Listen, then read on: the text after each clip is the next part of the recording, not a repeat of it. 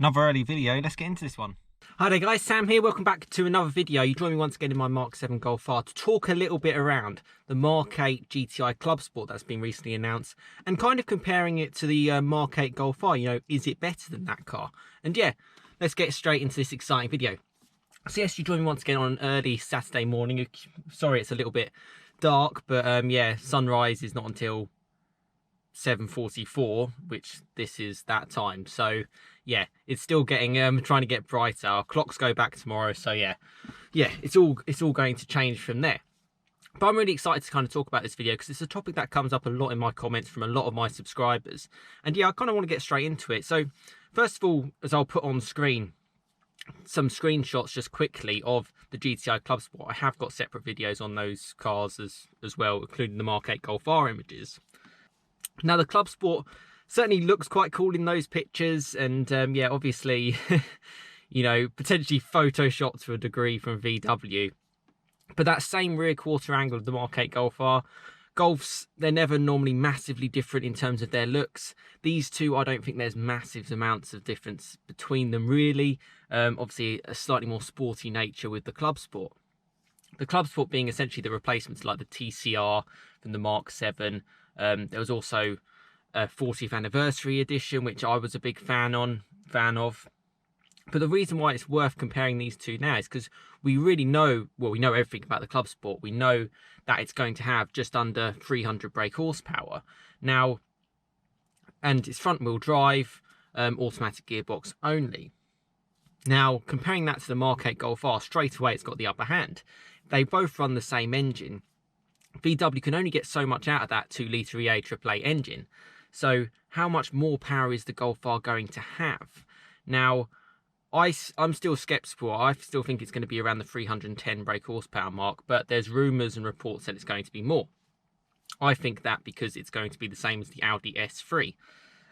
Now, if it is 310 brake horsepower, if you conclude the fact that the Golf R, the Mark 8, has a four-wheel drive system, has a Haldex system, it means it's straight away going to weigh a fair bit more. And that ultimately dents the performance. You know, it just takes longer to get up to things. It dents a lot of things. It dents the handling as well, and the agility of the car. So potentially the Clubsport is the better one to go for in that regards. Also, how much power you can kind of get out of a car these days. Four-wheel drives obviously can take a fair bit more, but there is a limit. And 300 seems to be the sweet spot. So I'm quite glad the Clubsport has got there. I'm quite glad VW haven't done their marketing trickery where they've done like overboost features, which happened a lot here in the UK. The 40th anniversary was like 261 brake horsepower, but then it had an overboost. If you're in third gear and you're on full throttle for 15 seconds, you could get up to like, I think it was about 280 or 290 even. Yeah, so that was all a bit confusing. The TCR then went a little bit higher up, but still it wasn't, you know, I think this car is going to be very similar to the TCR, which I think looks amazing, and, you know, I'm a big fan of. I've said before, in a different world, you know, you never know what would happen. I might not be sitting in a Golf R, I might be in a 40th anniversary edition, you know, or a TCR from previous, from the Mark 7.5. And I've still got ambitions and goals on the Clubsport S. That would be a cool car to have in the background, to have for a couple of months, because it's quite a solid investment to get into. You're not going to get hammered by money if you get it at the right price, potentially say if you got it in the winter months, because there's only like 150 of them, certainly in the UK, very rare cars. Now, that was completely stripped out. That had no back seats. That was a brilliant car. Can this Clubsport be anything like that? Well, first of all, it's not got a manual gearbox. I don't know if either of these cars are going to have manual gearboxes. Someone tagged me in one of our Golf R forums the other day and sort of said, you know, does this footage of it going around the Nürburgring sound like the Mark 8 Golf R has a manual gearbox? And I was like, does it not really? I do think it's going to be in some markets, particularly in America, where they're a huge fan of that. I think you know, that's why Porsche brought back a lot of their manual gearboxes as well. It's all region specific. It's all about demand. The demand is just not here for the manual gearbox, such as in my Mark 7 Golf R. Now, comparing these two cars, what are you going to get different? Well, power, it's going to be very similar. Whatever, you know, even if the Golf R does have a 10, 20 brake horsepower more, that's going to be offset by the weight. So in terms of the actual performance of the cars, okay, Clubsport's not going to be able to get its power down as easy, being front-wheel drive, but in the real world, on the move, there's going to be nothing in it, and if anything, the Clubsport might have the edge. You know, it's going to be a really interesting one, and I think VW sometimes get themselves into a bit of a confusing situation. There's never that much in between a lot of the model ranges, and you know, I've done sort of like tuning videos on the standard GTI, and I noticed this week a lot of manufacturers in the UK, they're so big on these cars, on getting more power out of them and developing them and doing modifications here and there. It will not take that long to get a 245 brake horsepower GTI standard up to the 300 mark, which is basically what the Clubsport is.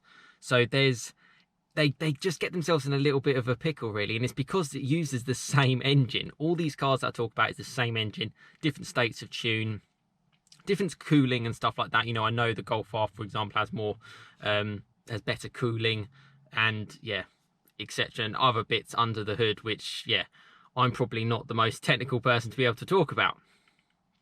What do you lot think in the comments? You know, what do you think's better, the Clubsport or the Mk8 Golf R? We find out in a couple of weeks on the early, the first week of November, in fact, so stay tuned to this channel for that, on the Mk8 Golf R, fully revealed from VW, so that's really, really cool. But as it stands today, yeah, it's very close between the two, and the Clubsport certainly looks quite impressive. You know, it's got a lot kind of going for it. It will certainly undercut the Golf R slightly in price. Again, small margins, but you don't, yeah, that's just how it is. Clubsport variants tend to hold their money better in the long run than R variants. Yeah, that's just how it's been. And it's also quite cool to say you got Clubsport. I love the 40th anniversary. I love the Mark 7, but I also love them because they had wingback seats. I mean, I'm a sucker for something like that. That was a special car. It gave you that special feeling. But yeah, I won't talk on too long. Hopefully you've been able to see me in this light. If not, I would have put some more images on so that you can see those.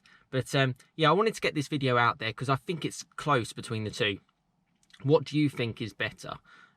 Power the same, obviously different, same transmission. One's front wheel drive, one's four wheel drive. One weighs less, one has a bit more traction. So it's horses for courses. In the real world, four wheel drive is really trumping a lot of things, but for a bit of fun and still for a decent enough daily, there's still nothing wrong with a front wheel drive car these days. And yeah, exciting times for VW. They're releasing all these new hot hatch products, and it's certainly something I wanted to talk about because it's a big topic at the moment. But let me know your thoughts in the comments, and yeah, interested to know what you have to say. But thanks so much for watching. Hope you have a fantastic rest of your day. I've got up nice and early just to shoot this video, and yeah, I'm gonna go out for a nice run in the morning. So yeah, as soon as I get this edited out for you guys, that's my day sort of set, or certainly my morning set anyway. But have a fantastic rest of your day, stay positive, and yeah, let me know your thoughts on these on these two amazing VW hot hatches, and subscribe, like, for more content to come. That's the main thing, you know, liking, sharing, subscribing really does help grow this kind of community channel, because that's what it's all about. So yeah, if you do watch my content, and I know I've had about 650,000 views, so yeah, you're not all subscribed, so please do subscribe, help the channel grow, and I'll see you again next time. But yeah, thanks so much for watching, have a fantastic rest of your day, weekend, week, and I'll see you again next time. I've said that about 5 times now. Cheers, guys.